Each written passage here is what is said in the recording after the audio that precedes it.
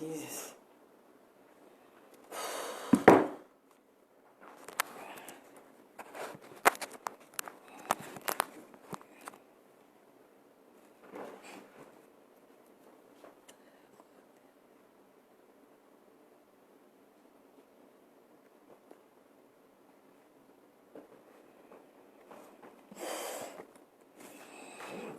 Bonjour mes bien-aimés en Christ.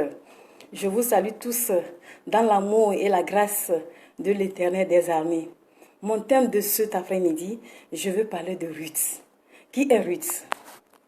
Et j'ai nommé mon thème de ce matin, de cet après-midi, comme le gospel de la foi. Le gospel de la foi, qu'est-ce que c'est? Le gospel, comme vous le connaissez, comme je l'avais expliqué dans l'épisode précédent, dans le thème précédent, le gauze, c'est la parole de Dieu qui guérit. Pile, c'est la gauze, c'est la parole de Dieu. Pile qui guérit, c'est une pilule, c'est un médicament. Quand tu avales le gauze pile, ça te fait ouvrir les yeux, ça te guérit. Et là où les docteurs ont de limites, la pilule de Dieu n'a pas de limite parce que ça guérit d'abord l'esprit, ça guérit d'abord l'âme, ça guérit tout ce que tu es en train de souffrir. C'est-à-dire ça fait au-delà des docteurs. Donc ça fait au-delà des docteurs. C'est pour cette raison que j'ai nommé mon thème gospel de la foi. La foi, comme vous l'attendez, c'est une ferme assurance des choses, une démonstration que ce que l'on ne voit pas, comme on le connaît tous dans la Bible, dans Hébreux 11. Maintenant, Ruth, qui est Ruth? Qui est Ruth? Ruth, c'est une femme moabite. Ruth, les noms ont leur signification. Ruth veut dire ami, compagnon. Donc, le gospel de la foi, quand tu avales ce gospel de foi, il te fait ouvrir les yeux pour te préparer dans un futur que tu ne vois pas. Mais tu es en train de vivre déjà ici, dans le présent. Tu es en train de vivre déjà dans le présent. Donc, Ruth, comme je l'ai nommé, Ruth, c'est ami, ça veut dire compagnon. Et Ruth, c'est une femme moabite. Elle est de la famille royale. Elle est mentionnée la 4e femme dans la généalogie de Jésus-Christ. La généalogie, c'est de génération en génération. Donc, elle est l'arrière-grand-mère du roi David. Maintenant, nous allons parler de Ruth. Jetons un coup d'œil dans les Écritures. Ruth. Qui est Ruth? Lisons ensemble, en commun accord, en commun amour. Lisons la parole de Dieu, ça nous réconforte, ça nous rend vivre. La parole qui veut sortir aujourd'hui, quand ça blesse l'âme, c'est comme un maçon qui, avant de construire, il malasse le sable. Il fait et il malasse le sable, il fait de telle enseigne qu'après tu vois une belle maison. C'est comme un architecte, c'est comme, je peux dire, c'est comme le potier devant l'argile, c'est-à-dire il façonne l'argile et après tu vois une belle vase. C'est ça la parole de Dieu. Quand nous jetons un coup d'œil dans Ésaïe 55, verset 10, on dit la parole de Dieu. Et quand ça sort, ça donne son effet. Ça ne reste jamais à l'inachevé. Ça blesse, ça me blesse, ça vous blesse. Et tous ensemble, pour que nous puissions en un mot se retourner dans une voie normale, pour que nous ne perdons pas notre destinée parfaite que Dieu nous a donnée. Dieu, il est sur son trône. Quand on fait mal à nous, on fait mal à nous-mêmes. Mais quand il nous donne certaines directions, il faut qu'on puisse les suivre. Si on ne les suit pas, on se détourne de notre destinée. Donc ce qui veut sortir aujourd'hui, ça va blesser certaines âmes, ça va arranger certaines âmes. Donc tous ensemble, il faut que nous édifions. C'est la parole de Dieu, acceptons-le et ça nous fera du bien. Donc je lis la parole au nom de Jésus de Nazareth. Jetez un coup d'œil dans Ruth 1, de verset 1 jusqu'à 5. Je lis au nom de Jésus. Du temps des juges, il y a une famille dans le pays. Un homme de Bethléem de Juda partit avec sa femme et ses 2 fils pour faire un séjour dans le pays de Moab. Le nom de cet homme était Elimelech et celui de la femme Naomi, et ses 2 fils s'appelaient Malcon et Kiljon. Ils étaient Éphratiens du Bethléem de Juda. Arrivés au pays de Moab, ils y fixèrent leur demeure. Elimelech, mari de Naomi, mourut, et elle resta avec ses 2 fils. Il prit des femmes moabites dont l'une se nommait Orpa et l'autre Ruth. Et ils habitaient là environ 10 ans. Malcolm et Kiljon moururent aussi, tous les deux, et Naomi resta privée de ses deux fils et son mari. Quel malheur! Mais nous allons tirer des leçons. La parole de Dieu, ça édifie. Donc, voilà le texte biblique qui va nous expliquer et on va rentrer encore dans les détails. Le temps des juges, c'est quoi? Le temps des juges, c'est avoir un pouvoir. Vous avez écouté tous la parole, je vais expliquer ça, résumer encore comme ça. Et il y avait une famine. En Égypte, il y avait la famine. La famine a fait déplacer Elimelech et sa femme Naomi avec ses deux fils qui s'appellent Kilom et Malcolm. Ils se sont émigrés vers le pays Moab, là où coulait du lait et du miel. Et ce pays est basé sur l'hydrolatrie pour avoir un peu de vivre. D'accord. Donc, le temps des juges, c'est quoi? Le temps des juges, c'est avoir un pouvoir de décision à des affaires où l'on a intérêt personnel. C'est-à-dire, au temps des Israélites en Égypte, quand ils péchaient, quand ils font ils commettent une faute, Dieu suscitait quelqu'un pour prendre des moutons, des cabris pour asperger le sang, c'est-à-dire que pour enlever le péché. Mais quand Jésus-Christ est arrivé, tout ça là s'est passé, tout ça là n'est plus. Donc c'est le temps des justes. Mais finalement, ils ont pris une décision pour eux-mêmes de restaurer eux-mêmes. C'est-à-dire que quoi? Ils ont un pouvoir de décision en eux-mêmes, c'est-à-dire en forme d'indépendance, en quelque sorte. Donc, c'est le temps, ça veut dire le temps des juges. Donc, les Israélites, ils tombaient toujours dans le péché, ils désobéissaient parce qu'ils ne font pas ce que l'Éternel, en ce moment, ils vivaient sur la loi. Ce que l'Éternel disait de faire, ils ne le font pas. Et à chaque instant, ils tombent dans le péché, la désobéissance. La désobéissance nous fait retirer dans la voie, dans notre destinée. Parce que si nous faisons quelque chose qui déplaît à Dieu, Dieu nous fait quitter dans notre bénédiction pour un autre. Parce qu'on l'a désobéi. C'est comme tu as un parent, il te dit de faire quelque chose, tu ne le fais pas. Le parent est fâché. En un mot, c'est comme ça. Donc, je vais vous faire rappeler, je vais encore aller un peu plus dans le texte pour que nous puissions bien comprendre. En ce temps-là, vous savez que en Égypte et en Israël, il y a l'esclavage qui a duré pendant au moins 400 ans. Les Israéliens qui étaient en Égypte. Ok.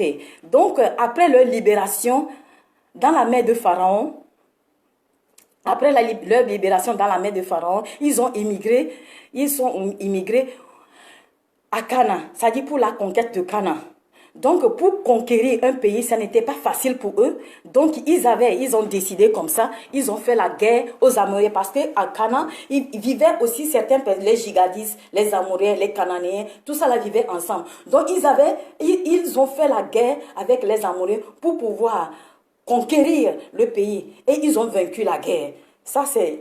Ils ont vaincu la guerre et ils se sont encamparés du pays. Ça a daté en 1850 avant Jésus-Christ. Donc, ça a daté en 1850 avant Jésus-Christ.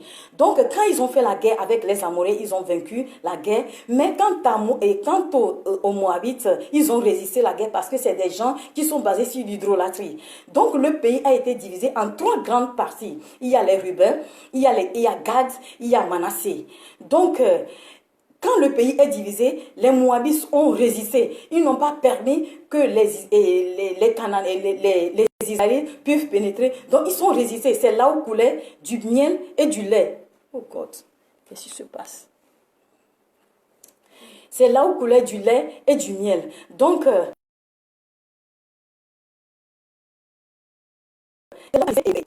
et ses 2 fils, c'est là où ils sont partis. Or, c'est un pays qui est basé sur l'hydrolatrie. Avant de se déplacer d'un pays à l'autre, comme aujourd'hui nous sommes aussi, quand il y a la famine à quelque part, quand il y a plus de vivres, il faut immigrer. Mais dans tout ça, l'immigration existe aujourd'hui. Il y a exode rural et puis il y a migration. Il faut toujours l'avis de Dieu. Quand on présente notre requête à l'Éternel, l'Éternel nous accorde d'une manière, d'une autre, il nous accorde, si c'est vrai, quand tu es connecté avec le Saint-Esprit, quand tu es connecté avec Dieu, Dieu te fait ouvrir les yeux. Si c'est négatif, si le terrain est bon pour toi, il va te dire va. Si le terrain n'est pas bon pour toi, il va te dire reste là où tu es, je vais te bénir. Quand ce n'est pas bon, le terrain d'Abraham n'a pas été bon pour lui dans le pays où il est né, chez son père, il a dit quitte.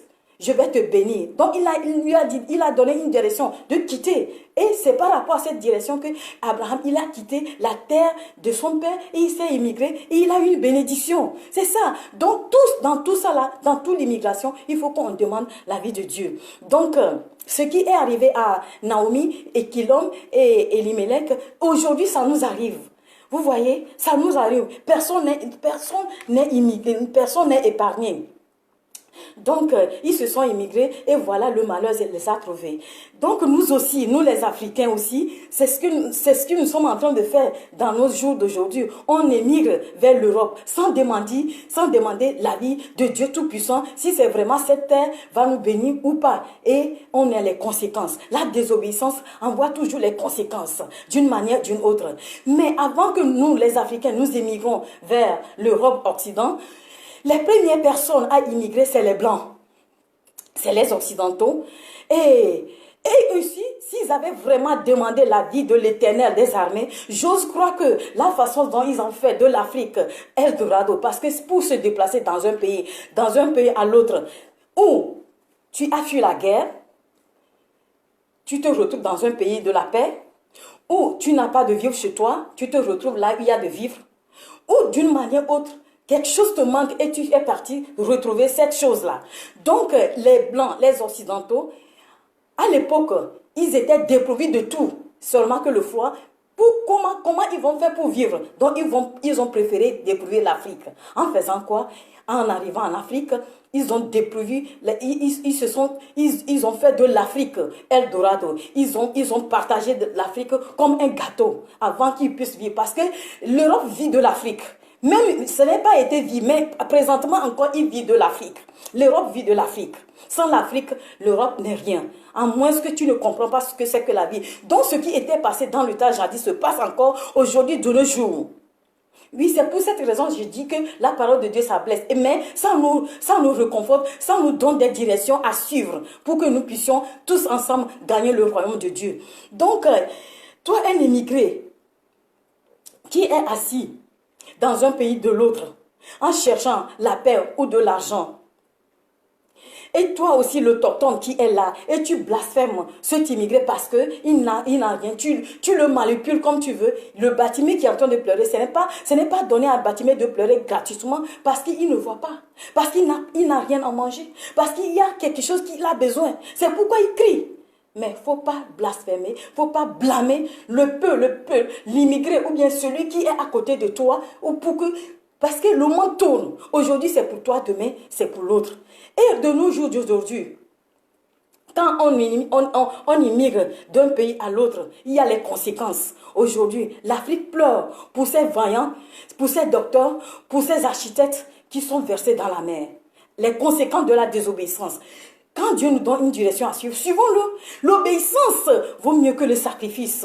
Voilà nos docteurs, nos ministres qui sont morts dans la mer. Les gens qui vont faire de l'Afrique, du futur président, ils sont tous morts dans la mer. L'Afrique a ses conséquences. Aujourd'hui, l'Afrique pleure pour ces gens qui l'ont perdu.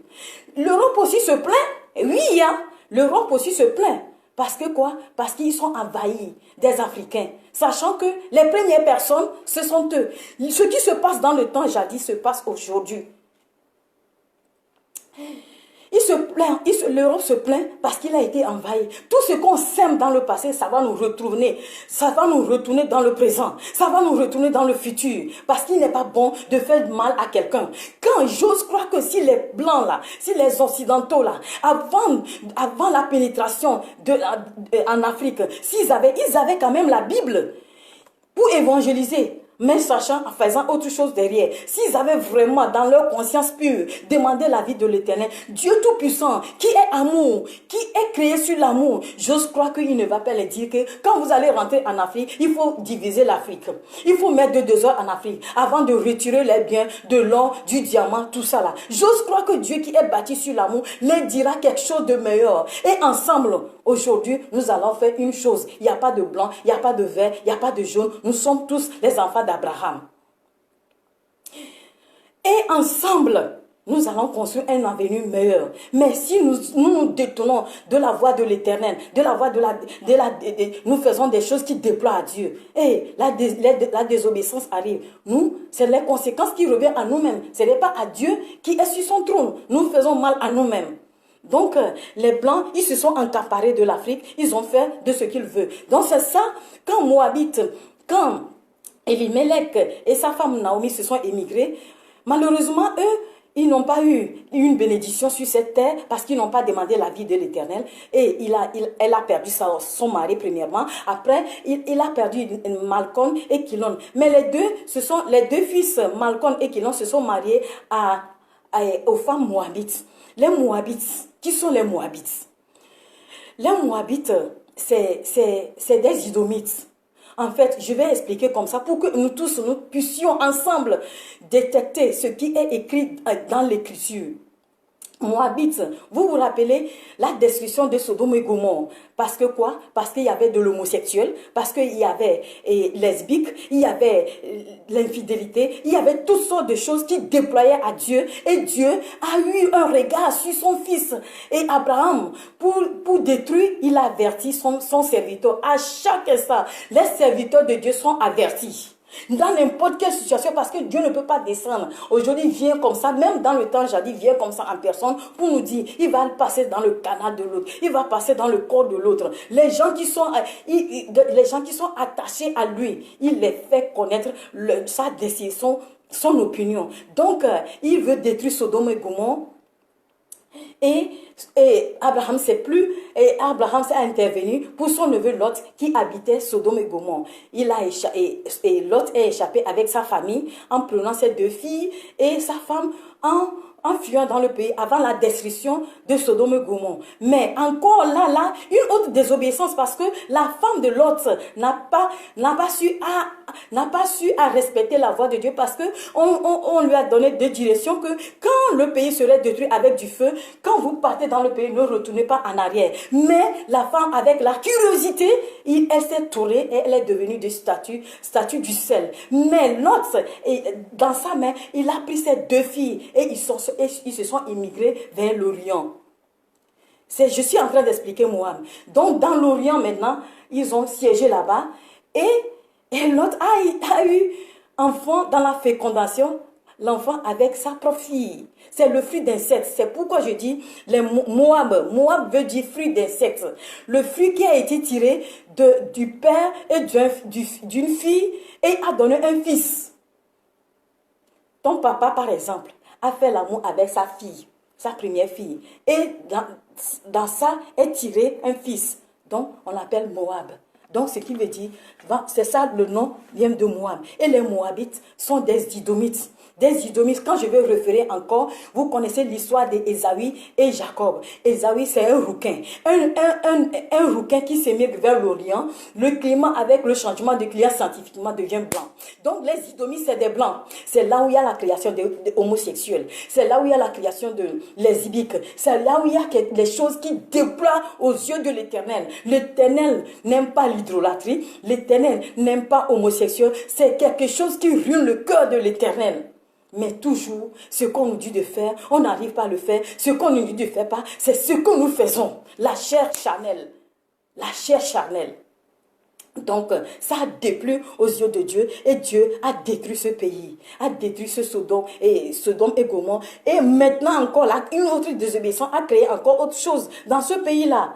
Donc, mon cher, mes frères, toi qui habites dans un pays, toi qui as immigré dans un pays à l'autre, et puis tu as ressenti, tu n'as pas demandé la vie de Dieu, tu ressens, ou bien tu traverses des situations pénibles, il faut faire référence à Dieu maintenant.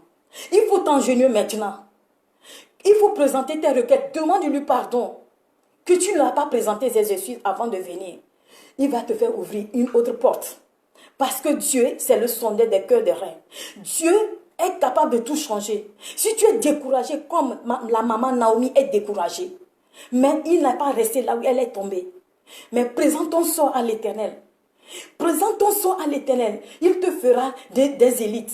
Comme l'a déclaré dans Psaume 37.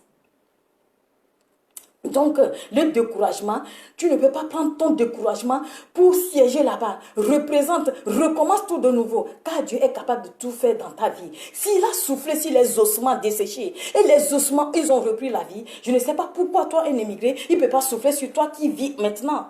Il est capable de donner ton cœur à l'Éternel. Il fera de ce que tu veux. Donne ton cœur à l'Éternel. Il te donne une autre route, il te donne une autre direction. Il te recrée une autre chose dans ta vie. Vous voyez le cas de Job, il l'a fait. Pourquoi pas toi? Pourquoi pas toi qui souffres? Si tu m'écoutes, toi qui es sur la ligne, tu m'écoutes maintenant. C'est pour cette raison. Je dis que ce qui sort, c'est la voix de l'Éternel. Et ça me blesse, ça vous blesse, ça nous blesse. Et tous ensemble, pour former notre bien, pour le futur, pour le royaume de Dieu. Détourne ton regard sur l'homosexuel. Détourne ton regard sur l'impudicité. Détourne ton regard sur la lesbique, parce que quelqu'un qui te prend, une personne comme toi qui te prend, un homme qui sort avec un homme, tu vois, Dieu t'a créé comme tu es Dieu, mais tu permets que ton prochain puisse tirer la potentialité de ce que tu as dans toi. L'homme qui fait ça, il n'est plus homme, il n'a plus la force. Si vous voyez les exemples, ici en Europe, on a plein. Ils n'ont plus leur force, ils se transforment comme les femmes. Ils n'ont plus leur force. La femme même l'attrape, il peut le battre facilement. Donc, l'homme qui te propose ça te dépouille. Répands-toi. Répands-toi si tu es sur cette voie-là. Parce que maintenant, c'est le temps de Dieu qui est... Maintenant, la parole de Dieu est sur toute la bouche de tout le monde. Si tu n'étais pas repenti, ce n'est pas le moment quand Jésus-Christ va venir que tu vas te répandre. Parce que le Jésus-Christ étant agneau avant, quand il va revenir, il ne serait plus agneau, hein. Il ne serait plus agneau de Dieu. Hein. Il serait comme un lion rugissant sur son cheval. Quand la trompette va sonner, où ira ton âme?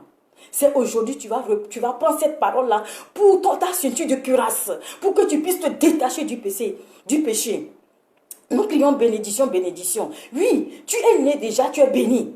Tu es né déjà béni. Dieu nous a créés déjà dans le jardin des dents bénis. C'est notre désobéissance qui nous fait séparer de la bénédiction. Maintenant, si tu te loignes de la voie homosexuelle, l'impudicité, tout ce qui déploie à Dieu, qu'est-ce que tu penses? Même si tu n'as pas créé la bénédiction même te cherche. La bénédiction te dit, viens, je vais t'embrasser. Mais quand tu es rempli de toutes ces choses, tu es dépourvu de ton origine, le Saint-Esprit te quitte. Où ira ton âme?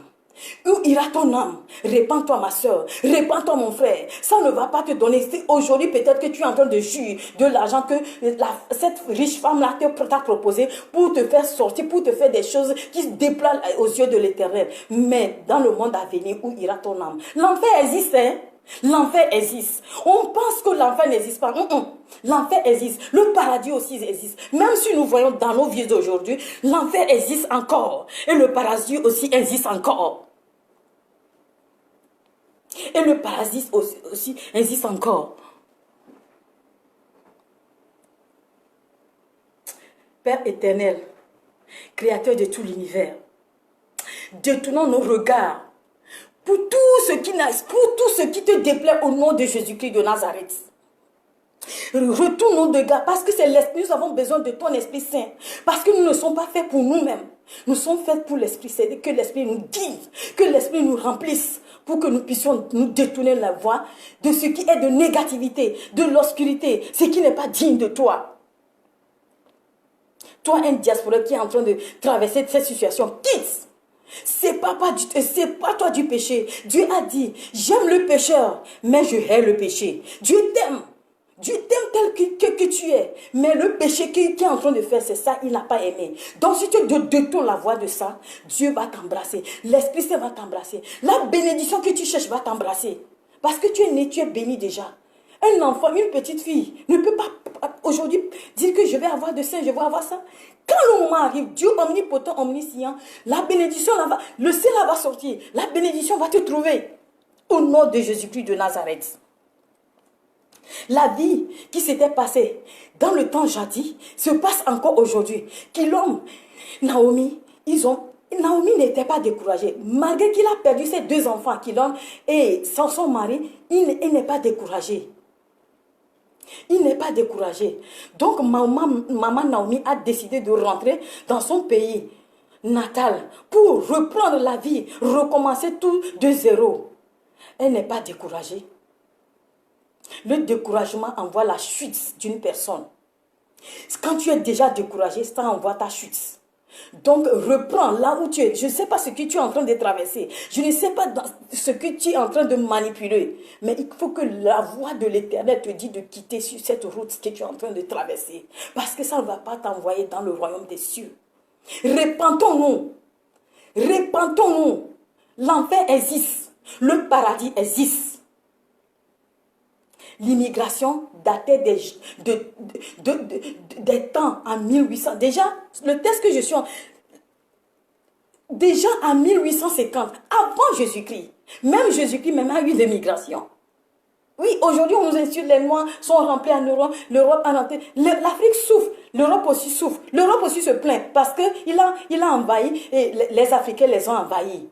Lui aussi, il a ses conséquences. Ce que tu sèmes dans le passé, tu vas retourner ça dans le présent. Jésus-Christ a eu de l'immigration. Quand dans son petitesse, quand le roi l'a voulu le tuer, il a tué tous les enfants de son âge, tous les petits de son âge. On lui a épargné la vie, donc on l'a envoyé en Égypte. Joseph et Marie l'ont porté en Égypte pour se sauver. Donc ça, là, c'est aussi l'immigration. Donc aujourd'hui, personne ne peut pas dire que cette terre m'appartient. La terre appartient seulement à Dieu. Mais si Dieu a permis que tu te retrouves à quelque part, fais de là ton siège, mais tout en respectant la vie de Dieu, en ayant la crainte de Dieu, la crainte de l'Éternel. Merci Seigneur. Maintenant, baissons notre tête et prions ensemble. Je prie au nom de Jésus-Christ de Nazareth. Tous les immigrés qui souffrent du papier, tous les immigrés qui n'ont pas un appartement, qui n'ont pas un siège, qui n'ont pas là où mettre la tête. Je ne sais pas ce que tu es en train de traverser maintenant, mais il y en a beaucoup dans l'immigration. Il y a les conséquences, il y a les avantages. Tout ce qui te manipule, qui te brûle. Ton papier, ils ont arraché. Ton permis, ils t'ont arraché. Ce que tu cherches, tu ne trouves pas. Moi, aujourd'hui, je connais mon papier. Je me mets comme intercession devant l'Éternel. Je connais mon papier. Que le Saint-Esprit te localise là où tu es. Je prie dans les 5 continents. Au nom de Jésus-Christ de Nazareth. Que le papier te retrouve, te localise. Que le Saint-Esprit te localise, te retrouve. Ton papier là-bas, au nom de Jésus. S'ils l'ont arraché, s'ils ne t'ont pas encore donné, c'est ce moment-là que tu prends la parole de Dieu comme ta ceinture de cuirasse. On te donnera, car quand tu respectes la voix de l'Éternel et que tu obéis à sa volonté, tout ce que tu laisses, Dieu ouvrira les sépulcres et la rosée va tomber sur toi. Maintenant, lève-toi sur ton pied. Maintenant, je communique la grâce infinie sur toi. La bénédiction infinie sur toi. Lève-toi là où tu es tombé. Au nom puissant de Jésus-Christ de Nazareth. Dieu est capable de créer, de renouveler ta vie. Comme il a renouvelé la vie des ossements desséchés. Comme il a renouvelé tout ce qui est perdu en toi. Au nom de Jésus-Christ de Nazareth. Je prie pour les déprimés. Je prie pour les veuves. Je prie pour les orphelins. La repentance est mieux. Répands-toi d'abord. Et tu verras ce que l'Éternel fera dans ta vie. Au nom puissant de Jésus-Christ de Nazareth, je prie, je scelle cette prière dans un commun accord et en commun amour avec le sang de Jésus-Christ. Et je mets le cachet sec sur cette prière et je décrète, je déclare au nom de Jésus-Christ de Nazareth. Amen, amen, amen.